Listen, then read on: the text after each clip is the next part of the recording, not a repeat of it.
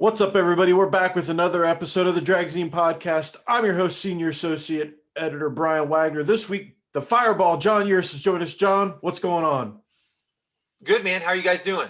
Doing good, doing good. It's funny, I brought up the Fireball reference because I was doing a little bit of research on you, and a lot of people don't use that anymore, I don't think, or nearly as much as they used to. And I didn't know where it came from until I looked it up, and you had a little bit of an issue with some nitrous at some point. This is before you found turbos.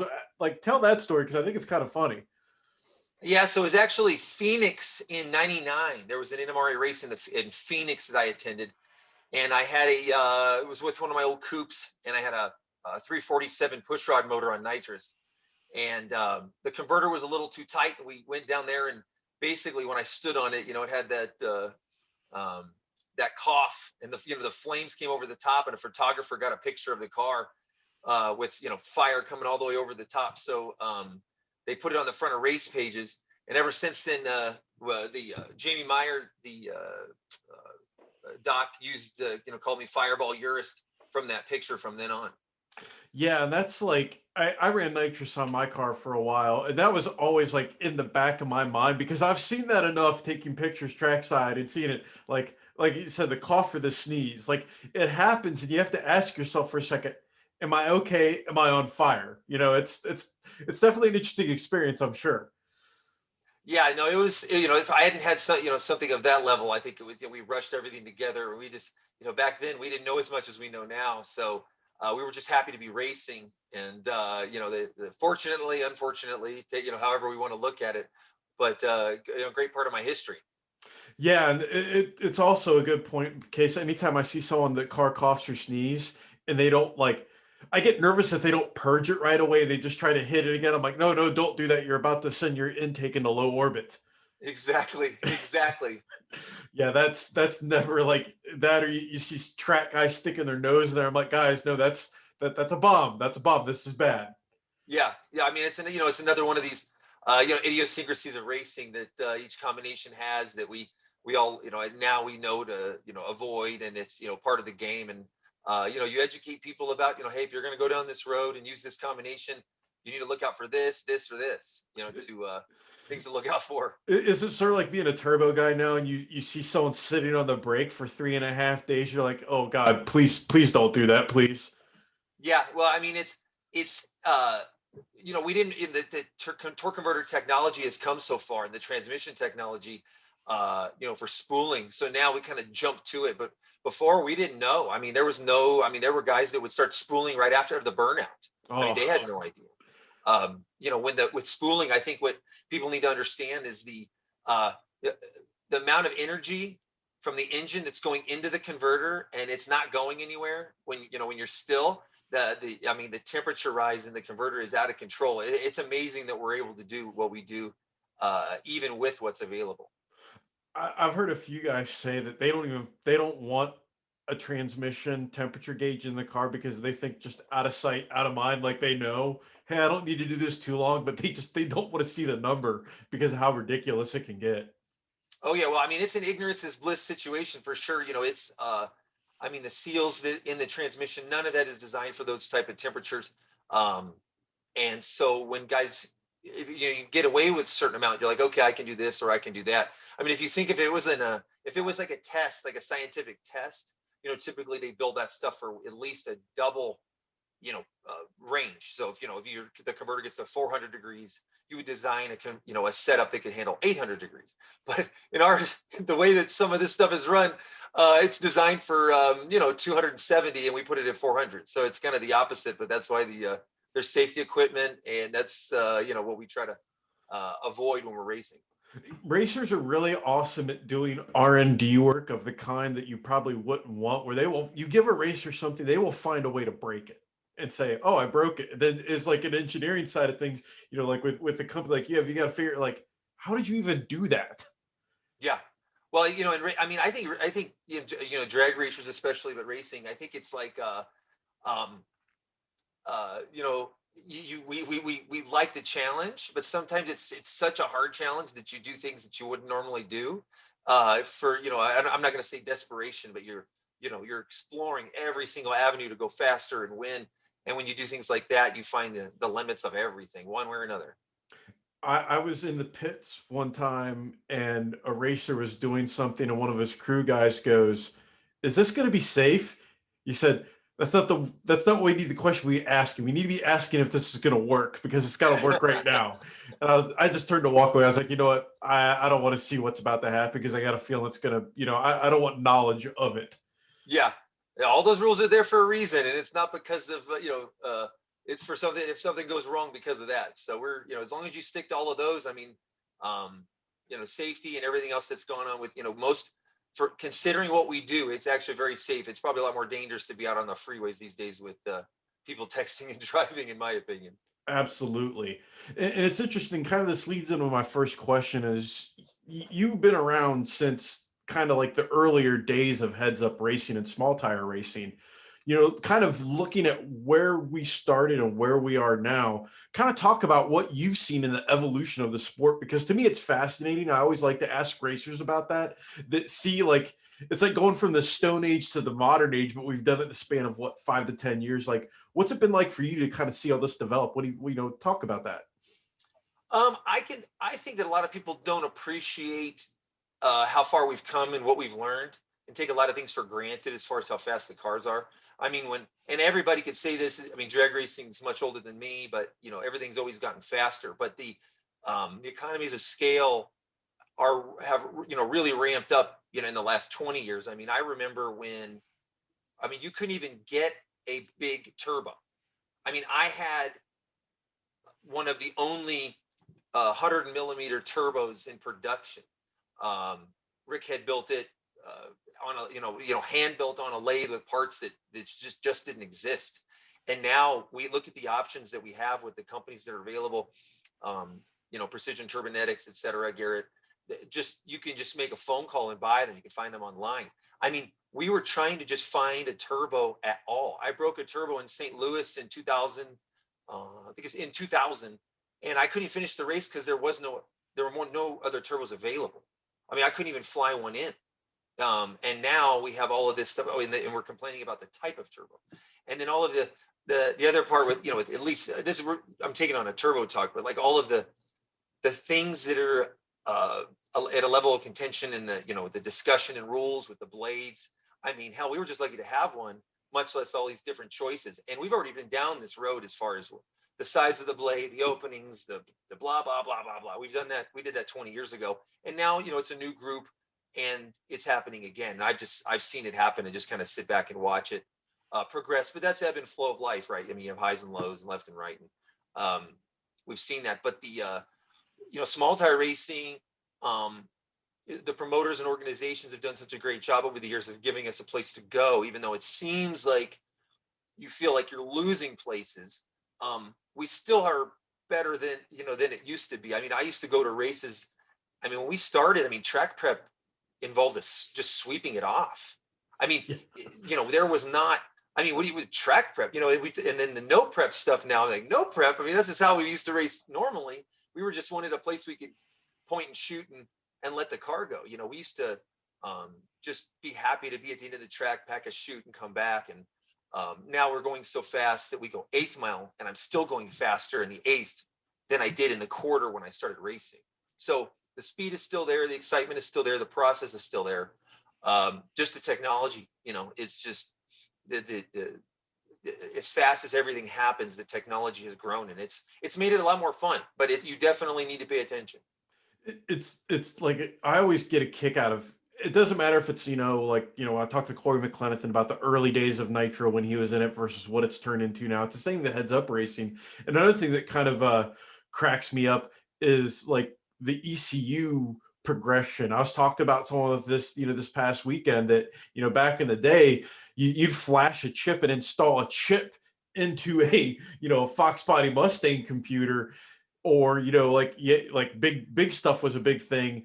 And now with these ECUs we have now, it's crazy what you can do with these cars and like all the parameters you have at your disposal. Oh, absolutely. I mean, and I think that's what makes it fun. I said a long time ago that what I enjoy about racing is the science project. I think Jason Line said that once, the aspect of it, trying to make it better. I mean, racing, you just wanted to race. Well, you could race every weekend if you just, bracket, and you enjoyed the competition, or you play a video game and get that part of it. For me, that's not it. I like that, when I make a plan for the weekend, we decide what we're going to do, the car responds and goes down that road. And it's the ultimate, project that you can always keep working on, because that's what I enjoy. Even to the fact of what we race today, which is a direct injected Coyote. So we're, it's the most advanced drag engine that I know of. And that, we built it because that's what I wanted to do, is push the envelope and go down the road to having something that resembles, what we see on the street today. We're going to get into the direct injected Coyote later. So that's a great way to kind of tease what we're going to back half the show on, because I've got a really cool question about that. Sure. We talked about in Vegas about that. That's something I wanted to hit on for sure. Kind of going off the, the technology thing and, the competition level, you've won a pile of championships and wins. Again, kind of same thing. What was it like, you're winning your first championship to your latest championship? Talk about like that whole progression too, because that's, again, it's kind of wild to see what it was like the first time you did it versus the last time, right? Yeah, I mean, I can tell you this, that when you don't realize how much work it is. I think when you're starting, you want to win. The first championship was basically, you do all, we were going to the track, and we really didn't win. We were just gaining points and accumulating rounds here and there, and put us into the championship run to win in the end. That was a turbo championship, which is the most difficult thing in the world. And I don't want to take anything away from my other championships. I mean, we won 7 consecutive blower championships in NMRA. And I don't know if that'll ever happen again by anybody. I can tell you that it was a miracle. All the things that we did, the preparation, I mean, it was unbelievable. You see how hard it is to win one championship now. Think about 7 in a row. I don't even know how we did it, but I will say that when you have like turbo versus supercharger, it's basically 2 races. The race before the starting line, before the tree drops, and then the race after. And it's just much more complicated to make, for consistency reasons, when you're trying to accumulate points that way. So it's not like just winning an event, you're trying to win a whole run. The last championship was a turbo championship, and in the same thing, again, you appreciate how hard that was to keep everything together. Run a military maintenance program on everything, and be obsessive compulsive about maintenance and get that done. They're all super important, and I couldn't have done it alone. But I can tell you that that challenge, the faster the cars get, it's harder and harder. So you just appreciate that you're able to race now and get a win. And then, you can look at see how you accumulate points. But it's really 2 different things. This type of racing has changed. We only used to think about championships and say, okay, we have the next event. We've got to be ready. We've got to do this. We've got to make these sacrifices. And now it's events. It's so much money to put these on. When Donald puts on an amazing race, and it's so much work to have all that there, and so much money for track prep, and to keep all these people together for 5 days and make it happen. If you win that race, it's considered a big deal. So you can imagine, only with a championship, you stack on 5 to 7 races, with the same type of intensity. So there's a lot going on. Yeah, that's the thing with like winning at a heads up level, with fast cars. You put it perfectly. There's the race and everything that happens even before you put the car in the staging lanes, that you have to do that to put yourself in a position to win. And that's what championship winning people do, is you're spending that time in the shop after work when everybody else would be going home or they're tired. You're out there trying to figure out how to not only extract performance, but make the car consistent. And then you have to add into the puzzle box that you're trying to find problems before they pop up, right? Absolutely. I mean, and that's experience. What you're going to see, and then if you have a new combination, you're sorting through that as well. I mean, I'm so lucky. I have an amazing family. My wife has being able to put the time in and get these cars ready. I mean, it takes a, what did that saying? It takes a village. Every combination is different. So the fastest combination and the most simple combination, in my eyes, have the most success, if you're going for a championship. And that's why the rules become such a big problem, because it's like, well, the one thing that's not taken into consideration is the burden of that combination. They think, well, this one could be faster and that one can be faster. And what about this weight?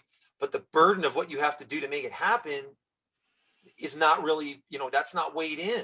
And that's your decision when you go in to do something. But that's what makes this type of racing great. I mean, it's all of this racing. This is streetcar based originally. When I started racing, in 1995, I went to Dallas, Texas, and I saw Mike Murillo racing Street Outlaw. And that's where I decided, I said, this is what I want to do. This resonates with me. And all of this is from that. It's from that type of bolt-on situation. NHRA, the big cars, custom cars that's different. I think it's amazing as well, but it's different. This group starts from a car you could buy on the showroom, and then we take it out, and then you say, okay, I'm going to take my street car, and then we're going to run for a championship. And it's just there's a lot to put together if you want to do that. You think that's the reason why we've been seeing the explosion? At least I've seen it now with events like TX2K, Streetcar Takeover, and stuff like that. That's more of like streetcar based. It's like it's guys that just bought a Challenger, Mustang, Corvette, Camaro, whatever, put some radials on it, and they're like, I'm going to go race. I think that's why you're seeing that. Is it, like you said, the resonation? You think that's why you're seeing the explosion of that kind of racing? Yeah, I mean, it starts with the OEs. I mean, Dodge has done an amazing job with all the Hemis. The Mustang speaks for itself. The Camaro. I mean, they're all. I mean, these cars. You start up, drive them, 400 or 500 horsepower stock. Modify them to put them on the track. I mean, it's so like when I say easy, I mean, nothing. This isn't all easy, but it's easier than it used to be. I mean, you wanted to go racing. I mean, you had to make everything. That's how I started. I made my dad bought me a TIG welder, and I built everything on that first car that I had. I mean, from the rear end, headers, I had to figure it out because there was no one doing it, and it was in its infancy, and it started coming around. And now you can get those parts. So people are, fast forward, they can buy the car, buy the parts, get to the track, find the event.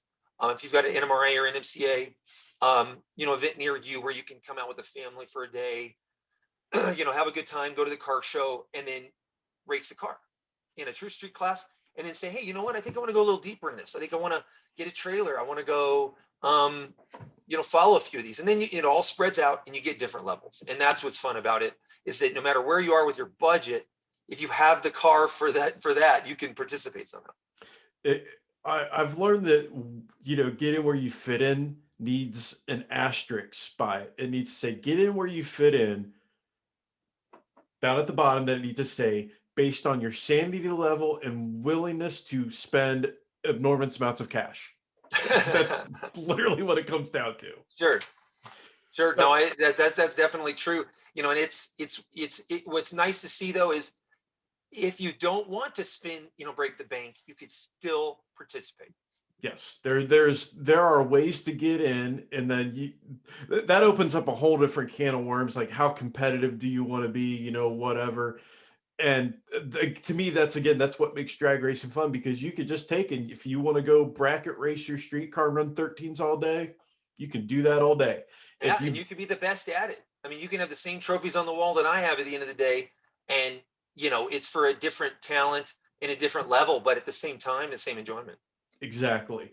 Now, I've got to hit our first sponsor up first here for this episode. It's Performance Distributors. The company allows you to feel the difference in your ignition, not just ignite the spark. What does that mean exactly? Well, Performance Distributors ignition systems are designed and manufactured under the most stringent of guidelines. In fact, the owner, Steve Davis, told us their systems are designed as if they're running in their own vehicles, because they are. One of the products you may already know of is their line of DUI distributors, the first and one of the best HEI distributors on the market. Their machine-calibrated timing curves provide instant throttle response and eliminate engine-damaging detonation.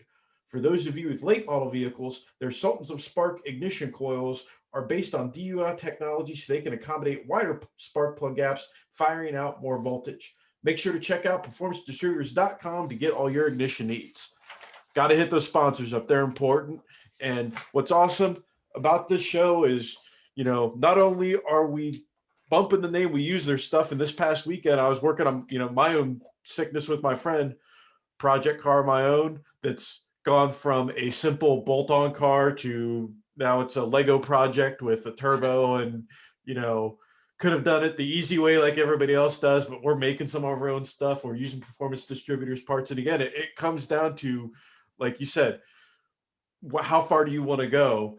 And all of a sudden it went from, oh, we could just do this real simple to, well, let's try this. Let's do this. And then all of a sudden you're the guinea pig. Absolutely. But I think that's part of the, that's part of the fun. I mean, I joke all the time. I mean, drag racers really don't like racing. I mean, think about it. We do not race for 24 hours and 59 minutes and 20 seconds of the day. So you need to be have a good time with what you are doing, and then the work on the car in the middle. That's the part about it that we enjoy. We hate spare time and we hate money. That's what I tell people. Like literally, my good friend Scott came over, we were working on the car and just spent the day working on putting a long block together, and he commented, this is a great day. We're in a shop, got plenty of space, the weather's nice, we're having fun. You hit an impasse, had to go to summit.com to order a bunch of parts, and I think he was looking at me at one point, are you sure you want to spend this much money? I'm like, I've already gone this far. If we're gonna do it right. Yeah, exactly. That's the other thing that you come to realize, and I'm sure you can comment on this too. With age comes wisdom. It comes to the fact where, one hand, I could do it this way. It would be cheap. It would be easy. It would be done. Or I could do it the right way. It's going to cost me money. And I'm to the point where I'm like, let's just do it the right way. Sure. Because you don't want to spend good money after bad. Yeah, because I'm sure you've run into this before, where you think something's a good idea because it's going to save me this, that, and the other. And then there's the unintended consequences that happen. You're like, oh, well, this isn't going to plan. Just like life, you need to have a savings backup plan for when the washer goes out, when the, when we need a refrigerator. The car's no different.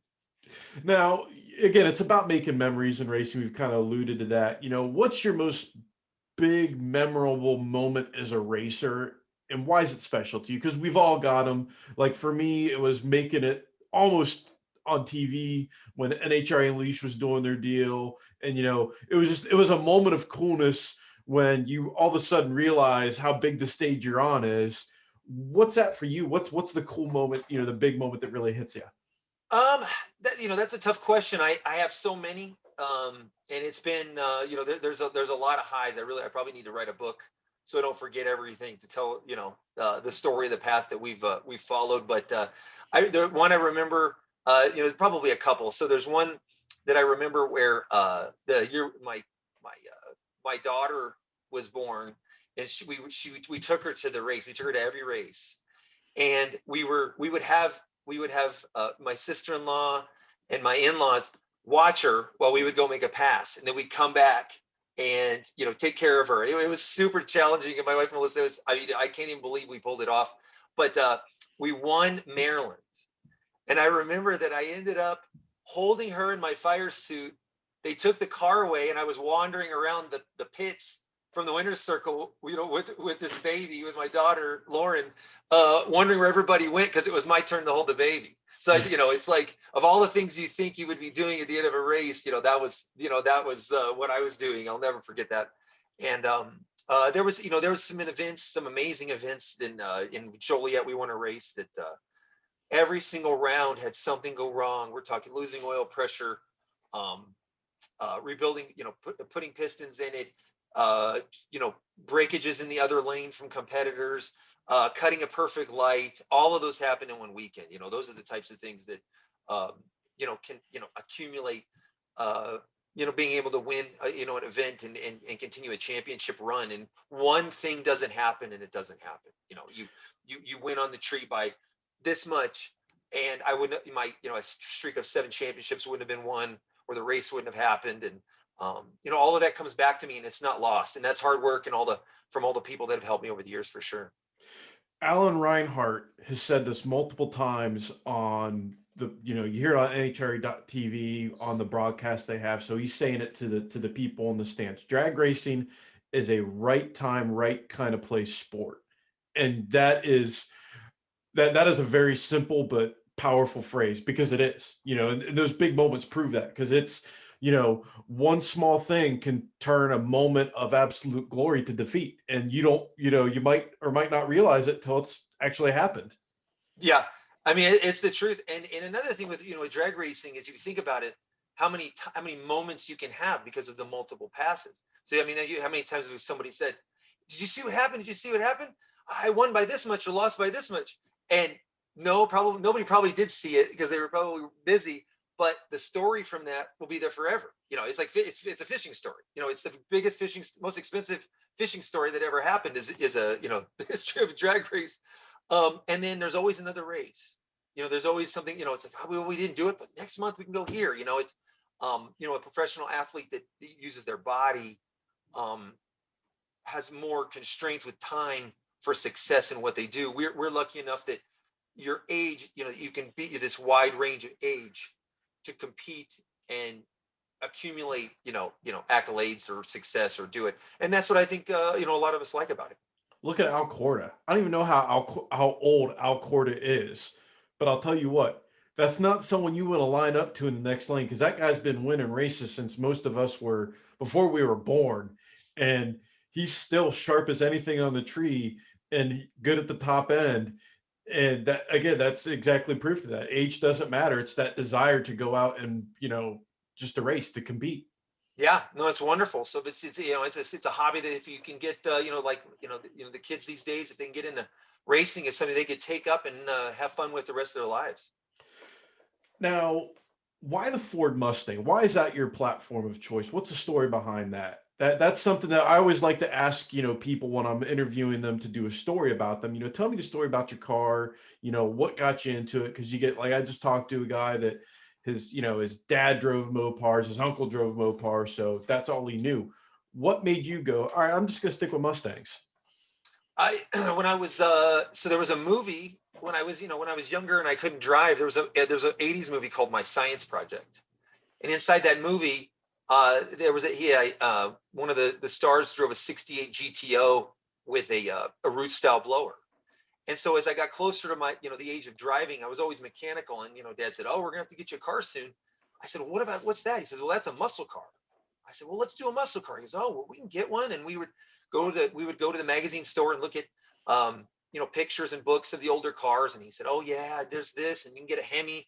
And it didn't mean anything to me. I just knew that I wanted to go down that road. I was fascinated with, high power vehicles. Okay. So then we said, okay, well, I want to get a Dodge Charger. We decided on the Charger. So, I'm thinking the classic 69, 70. And we were on vacation with my relatives in Mississippi, and Dad called back and said, I got you a Charger. I said, oh yeah, what year did you get? He said, I got you a 77 Charger. I said, 77? I don't think I know what that looks like. I can't find a picture of that. And that's like the old Cordova. It was a beautiful car. It only had like 30,000 miles on it, and I came back and we were going to do something to it. And it had a 318 2-barrel, and we were going to put a 4-barrel carb on there and blah, blah, blah.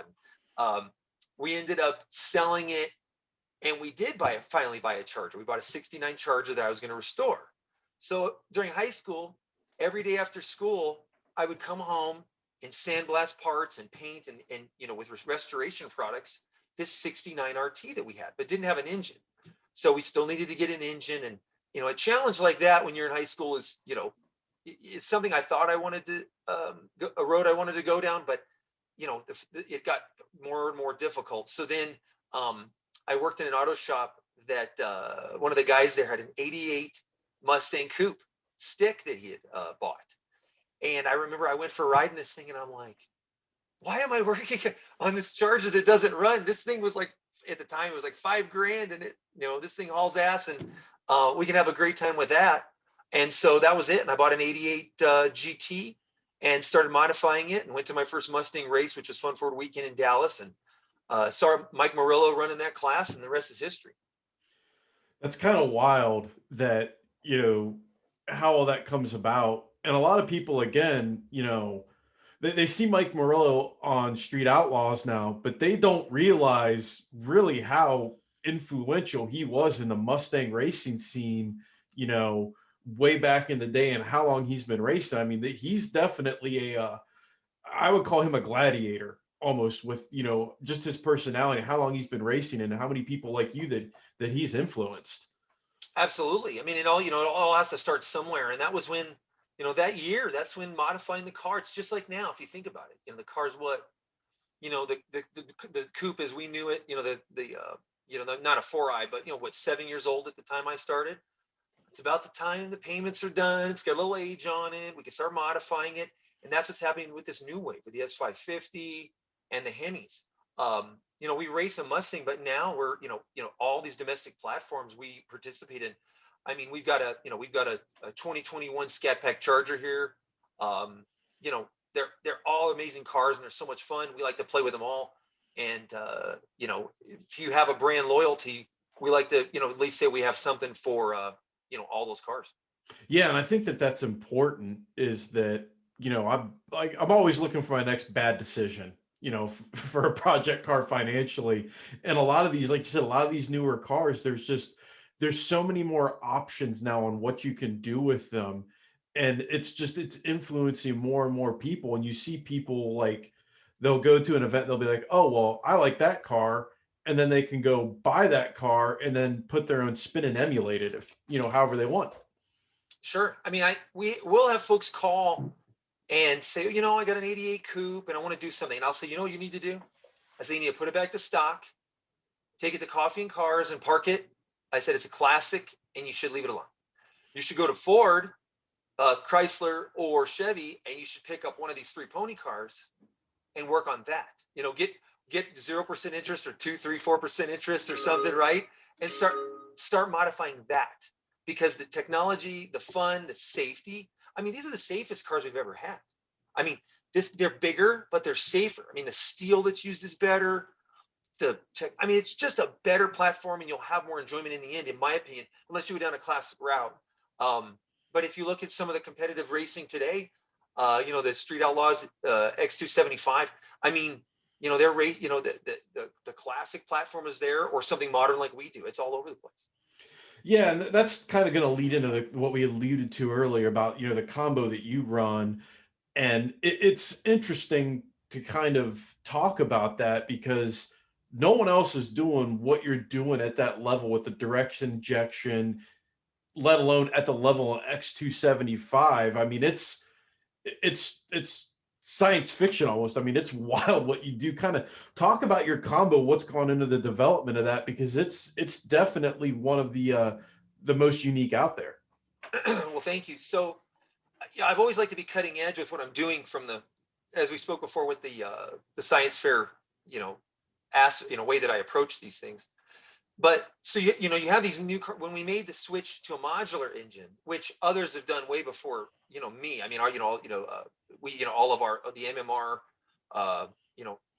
Mark and Greg, all the things that they've done in the past, and the host of other people that have done modular stuff.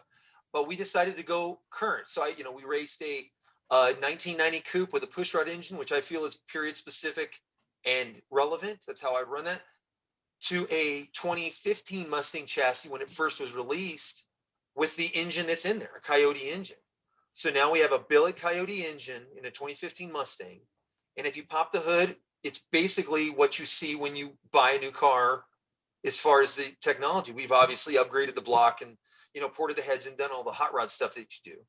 But if you buy a new Mustang right now, it has direct injection and port injection. And they do that for a reason, for efficiency and for power. So if the OEs have more money than we do for R&D, and direct injection isn't new. I mean, all the European models and imports and the Japanese cars, and it's just technology. It's where we go now. It's the last step before electric cars. So we decided, Uwe Osman from Extreme DI, we had a long conversation. I remember I was sitting in the car and he said, hey, I'll help however I need to, but this is what I do for a living, is make injectors big enough to fuel engines like this, and I'd love to have a 2,000 horse drag engine. I said, well, I have the engine and you have the technology and the know-how. Let's do it. So we teamed up with Bosch Motorsport, and we run the Bosch MS 6.4 ECU with the Extreme DI drivers to fuel something like this. And so we run a mix of port and direct injected fueling in a modern engine. So it's the same as what you would buy today, which is what I think we need to be doing.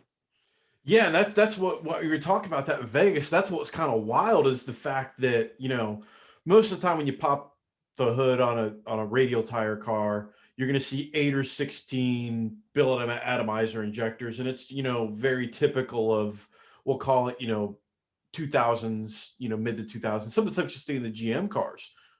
But direct injection is just that's got to open up a lot more opportunities because of the efficiency and the technology and the fueling behind it, does it? Because that's some wild stuff. Because you guys are probably running some pretty crazy fuel pressures. Yeah, I mean, we run between 2 and 3,000 psi. The car itself has 5 total fuel pumps. So it's got a Weldon lift pump, which is the largest electric pump in the world that we run in the back, and then we've got 4 Extreme DI belt-driven mechanical pumps on the front, and we run an XDI injector that goes straight into the chamber, and we supplement that with a high pressure injector in the port. So we still have port injection, but the port injection is also at 3,000 psi. So it's everything is high pressure and run off the the mechanical pumps. So the atomization of the fuel is super finite. So it's a cleaner burn. I mean, we even noticed that you don't even have to put as much gas after a pass. You don't even put as much fuel back in the tank is how efficient it is. And the key to it is timing the fueling, which is where the Bosch and Uva's tuning comes into play, timing the injection and maximizing horsepower.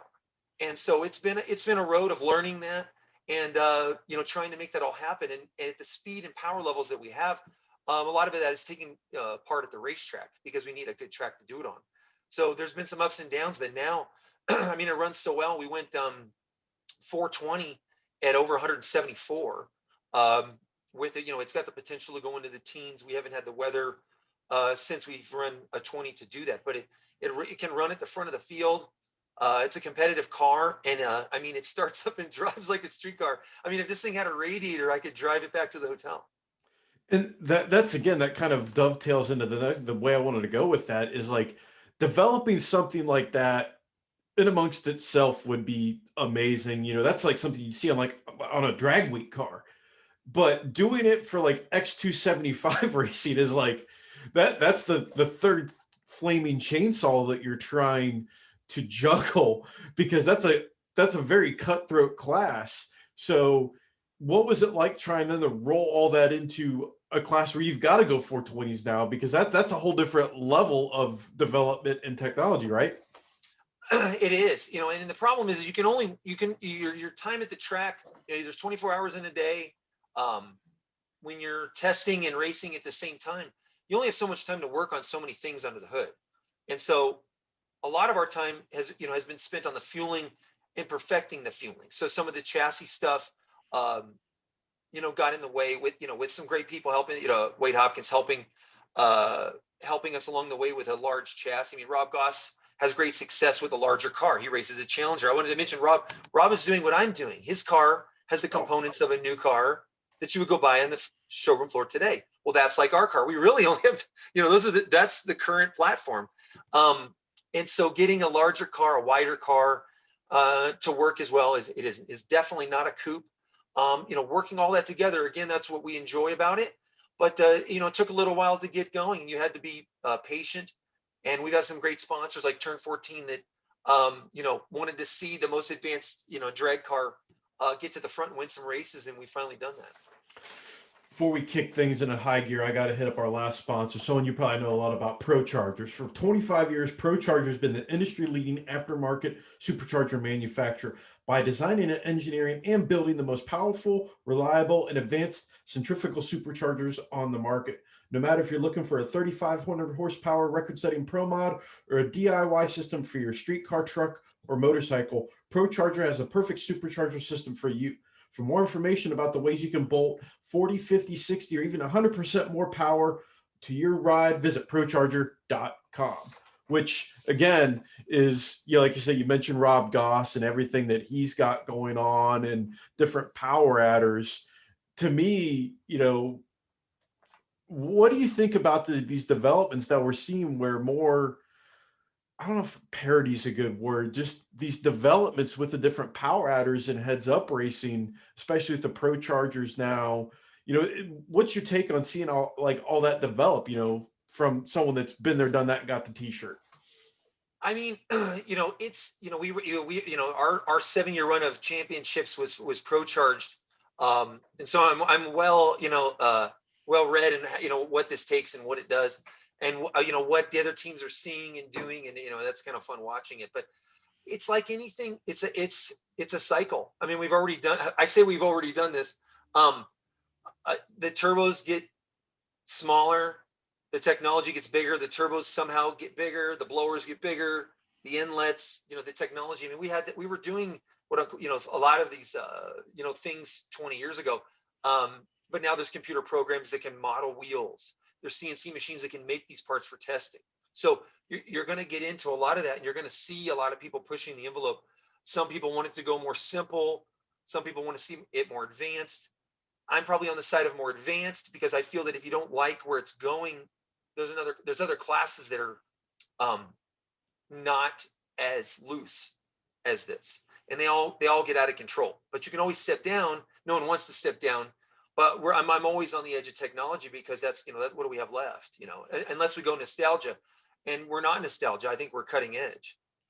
And your company, Hellion Turbo Systems, again, it's something where it probably gives you a little bit of a different take on things, because you're not only a racer, you work on the systems that do this stuff and you tune stuff.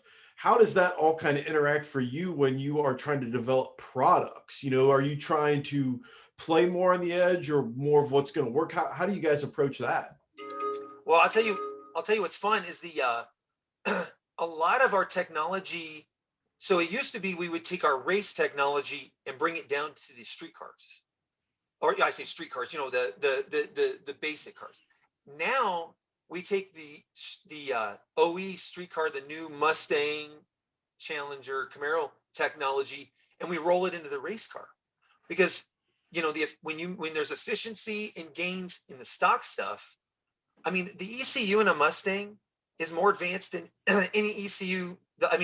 Like that we used to use. Yeah. I mean, the new the wideband correction, drive-by-wire, all the money that's been spent. It's amazing. It's great.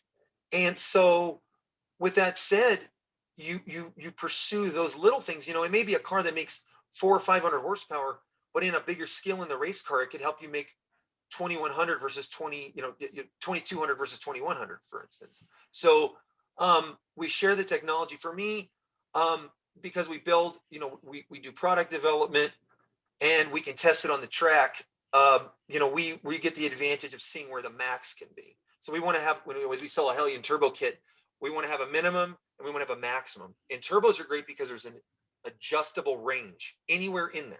So if you want to put a turbo kit on your car and make 3 pounds of boost, you just want turbos and a little bit of boost, we can do that. With the same kit, we can put a boost controller on and we can give you 30 pounds of boost, anywhere in between. And it's all adjustable, the ramp rate, everything. So that is what I enjoy seeing, play out when we race. And then when we come back into the shop and do our day-to-day product development, we bring it back and we can, go even further. It's a lot of fun. It kind of plays into, my street cars, nitrous raw. We messed around with nitrous stuff. Now we're going to more boost because it's more street car friendly. Because for me to do what I want to do at a nitrous car that was street strip, it had to have got way too radical. And honestly, I got tired of changing plugs and filling bottles all the time, because that's what you got to do if you want to keep a nitrous car alive that you drive on the street and strip. There's a lot of maintenance involved. Didn't want to deal with that. Now, on the racing side of things, what I find interesting is I like watching the nitrous development. Someone like a Ron Rhodes that has never given up and always messed with. And now that he went to the EFI and what he's done with it, I talked to him a while back, and he, big race that I had. He's like, this is the first time I've never had to put a rack in a car because I don't know what to do with my time. And to me, that's like the nitrous side of racers, watching them develop stuff. And when people say nitrous is dead, I'm like, Oh no, it's not dead. They just haven't figured out a way to maximize those rules that are out there yet. Yeah, and I think a lot of the nitrous, as as I you stated when the show started, that's how I started, is with nitrous. I mean, I'm not, the newer versions of it. I'm not as well read in, but it all comes down to fuel, air and fuel. And if you get, in one way or another, if the air is in there and monitored, I can tell you now with this Bosch ECU and what we've learned, there's no reason to have any. I'm not saying that you shouldn't have any failures or problems, but if you really do understand the engine and you really do have grasp of everything, there should be, uh, unless you're trying to turn it up to for performance reasons, there really should be no failures. And that's where we're at now, which makes it more enjoyable. So you're not on your back all the time fixing stuff. I was at a race years ago up at Norwalk, and I remember at the start of the day, I told one of the media guys, I'm like, when all the nitrous cars are up there, make sure your shutter ready. I'm like, with this weather swing that we had, there's going to be the guys that understand how to tune this and what to do, and they have the data, and the guys that are going to send hood scoops in a low orbit. I'm like, that is going to be, that is it. And I will never forget, it was a top sportsman Mustang rolled up, and like literally you could tell as soon as that first kick came in, he definitely did not carry the one in one of his calculations, and it canoed that hood scoop. And it's like, that's the danger of nitrous right there, because Yeah. when it ain't happy, boom. But but the guys running that combination, they want that challenge to fix that. So that's part of what gravitates everybody towards it. And to me, what makes nitrous cool versus the other power adders is like, it's a sledgehammer. Like, it is all in so quick. And like like you said, there's that puzzle box challenge. It's like when you play golf and you get that good swing and you hit it just right, it makes that sound and it's got that feel. And that's a nitrous car, because when you hit it right, it's got the sound and it's got the feel. And when you Yeah. don't, when you don't, bad stuff happens. Exactly. Now, you talked about like in the chase technology, and you've kind of alluded to this in this interview and other ones. What do you think of EV drag racing? So the NHRA put it out there, they're allowed EVs, and people start wringing their hands and freaking out. My take on it is, if I had the space and the money, I would go find an SN95 Mustang. I would go collect some EV parts, and I would make an EV car, just like you said, for the puzzle box, the challenge, and the technology. How are you looking at this?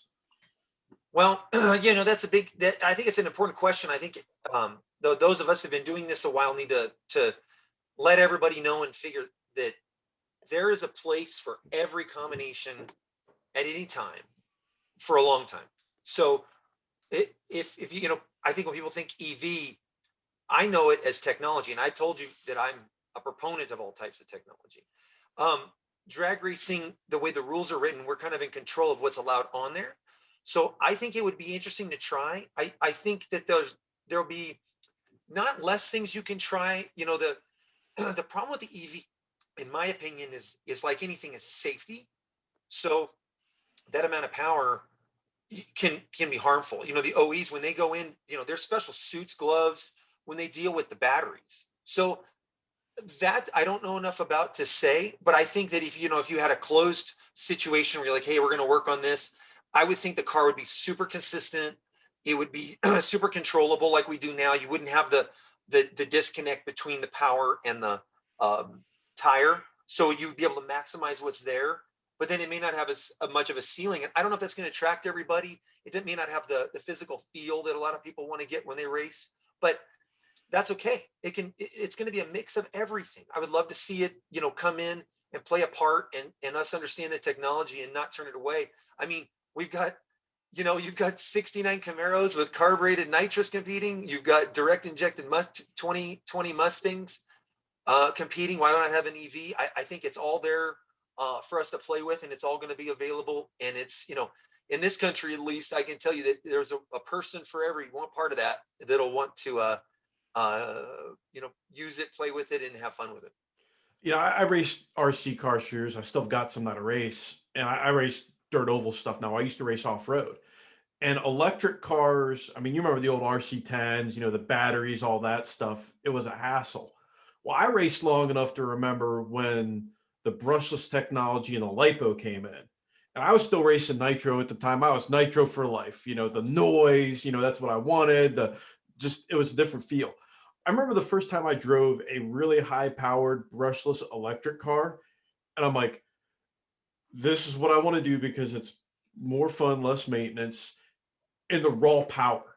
Like that's what I think a lot of people don't understand with an EV is when you mash gas, it goes. Yeah. And oh, well, it's going to take this out. I'm like, it's going to open up. And you talked about it there. The technology side of it. You're going to have more power and torque than you know what to do with. Like plain and simple for a drag racing application. If you look at like, I don't know if you saw the EV Cobra Jet or Copos in person, they're impressive. They do wheel stands, they run nines, but here's the thing. The tuning that you're going to have to do to those, like drag racers, you probably could get this analogy to, we like the puzzle box. It's going to be a whole new puzzle box to mess with because you are going to have more than what you need to get that car going, like with the torque and everything. Sure. I mean, as battery size gets smaller and makes it where it can be more competitive, I think you'll see it, and someone will work on that, and we'll see it come. And at the end of the day, again, it's competition. It depends which project you want to work on. Yeah, and they will be very consistent, but again, it's going to come down to like a lot of stuff, and especially in heads up drag racing, power management. How do you tune your little electric car? Where you can bring the power in. I mean, it's different than you're not going to be tied to a combustion process. You're just tied to can you get the power from that battery as quickly as you need it through the little motor to the tire. And I think it's going to open up a very interesting world on how that's going to happen. Yeah, I think we're gonna have a great blend of old school and new school technology, and can attract all sorts of people and keep this sport going. Yeah, and that's the thing is I like all forms of drag racing. I'm very fortunate that I get to go to these different events, and for me, it's always interesting to see the different tribes and how they do things. Like, I've been to the NMCA finals and NMRA finals, and what makes to me the NMCA finals interesting or any NMCA event is that you have all manufacturers there, especially with what they're doing with Mopar and Chevy, where they are bringing them in and you see people that play with the street cars and then watch you progress. The NMRA side of things is interesting because it's just all like Ford Pans are extremely passionate about what they do. But watching all these people in an NMCA event to me is interesting to see how they apply things and what they want to do and how you cater to that. Sure. I mean, and that's what the same, if they're going to be able to, if they're going to market, the electric vehicle as a performance based, it's like, oh, it really runs good versus the soul behind it. Right. So like Mopar has done an amazing job of marketing, not only the power, the Hemi and the nostalgia, but the soul of the car, what it brings, et cetera. Are they going to do that? Is that going to be the type of person that's going to want to come? I don't know. The future will be interesting to see how that works out. Like that's why I said like you go out and if you really wanted to play with it, go find a chassis platform that I would like I said like an SN95 Mustang or something like that where there is plenty of aftermarket chassis support because that's the OE stuff, the stamp steel ain't going to work if you're going to try to put a lot of power to it. So you're going to have to figure that out.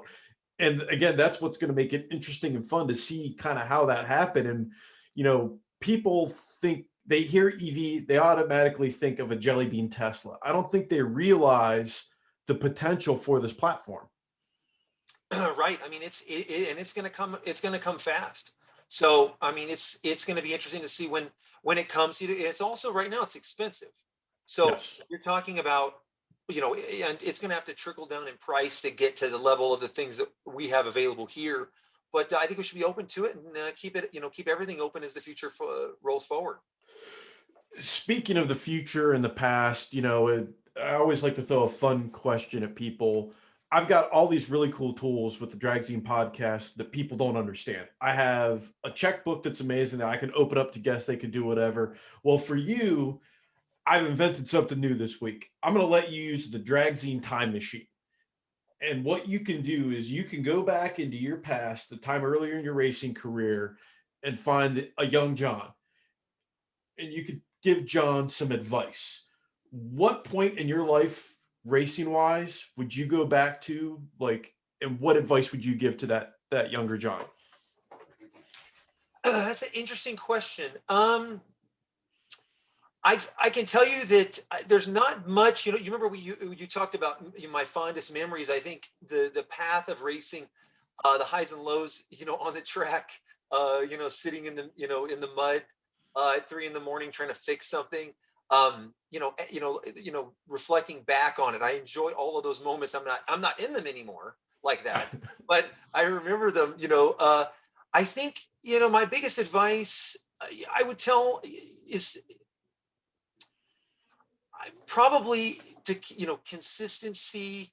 I can say that if you never know what you're looking to do when you're doing it. Looking back, obviously hindsight's always 2020. I think if I had concentrated on streamlining the racing program a little bit more, we could have had even more success. And I'm not saying that I'm not taking anything away from what I've already done, but making big changes under the hood and in the chassis costs time. And when you live where we live, in New Mexico, which is not necessarily, we have a great drag strip here that's been around for a long time for the locals. But as far as heads up racing, it's a back east, north, at these tracks now.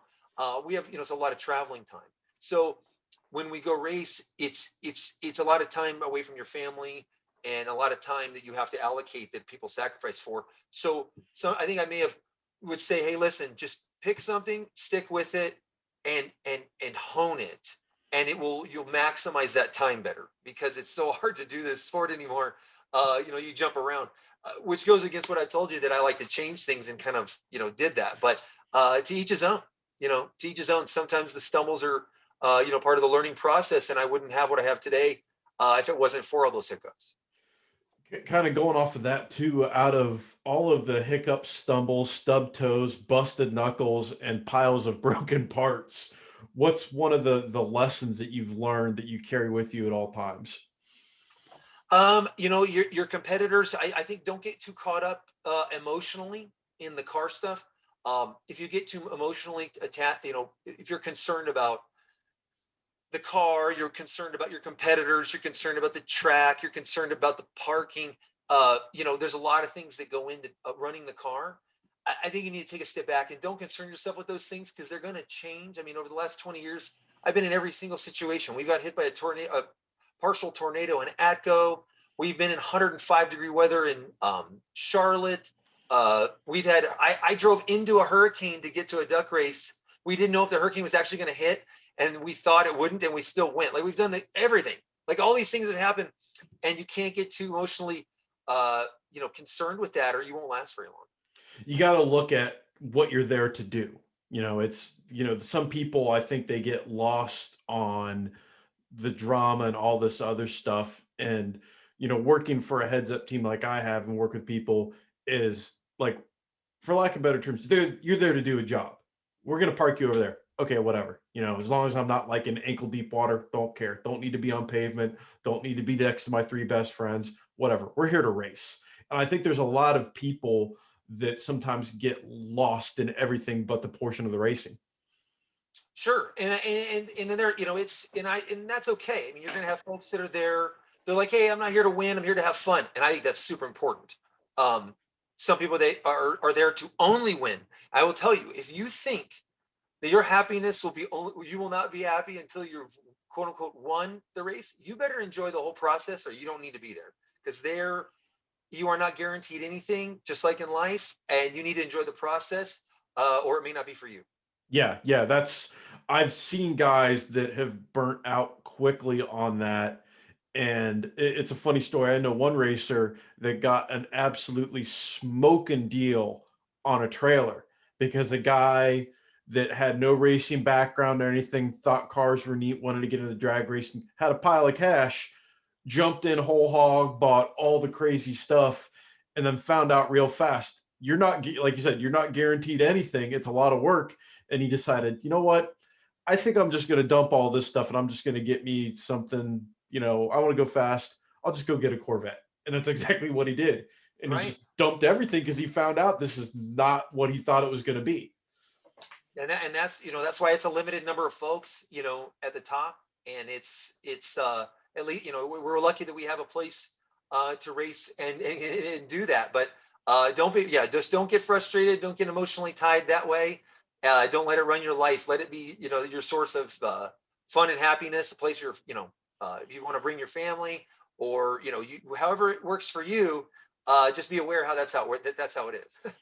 Our point of view when we raced heads up, and the way that I still look at it too, is as long as I put the car back in the trailer and it's not knocking, smoking, banging, doesn't need to go to the chassis shop and doesn't need to go to the body shop, it was a good weekend.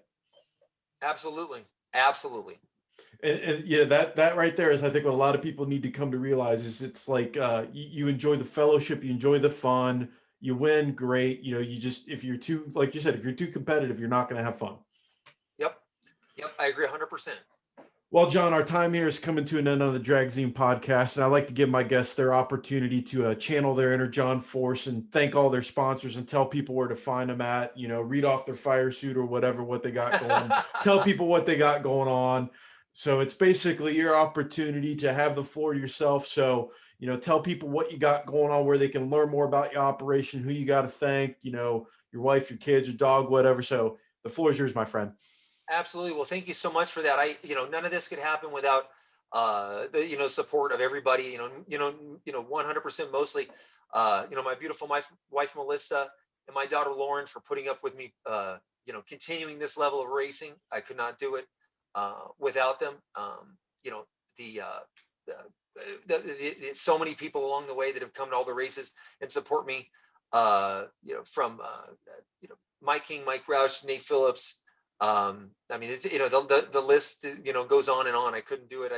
People that take the truck, Brian Green helps me take the truck places. It's, their assistance is part of, my success, and I couldn't be there without it. As far as, sponsors, there've been so many companies along the way, amazing companies on the current car we race, Turn 14 sponsor, 2015 Mustang, Bosch Motorsport. If you go to hellionturbo.com, you can see our racing page with all of our sponsors that make it happen. The most advanced drag car in the world. We're still going forward. Everything we talked about today, we still move forward in it. And, I'm glad that we're able to share our experiences and get some of the younger folks involved with however level that they want to come and be a part of it. Because, if people want to do it, companies will make parts for it. And we can go out and compete at a high level, and we hope to see everyone at a racetrack near you soon. Definitely. And of course, I've got to thank our sponsors, thanks to Performance Distributors, ProCharger, AFR, Holly, MSD, Flowmaster, Mosier and Engineering, and Edelbrock, of course, that help give me the opportunity to come on here and talk to racers like yourself and let you guys tell your stories. And, most of all, have fun, because that's what it's all about, right? That's it. If you don't have fun, it's not worth doing. Exactly. No true words ever been spoken. John, thank you so much for coming on the show, and we'll talk to you soon. Sounds good, man. We'll see you guys later. Thank you again.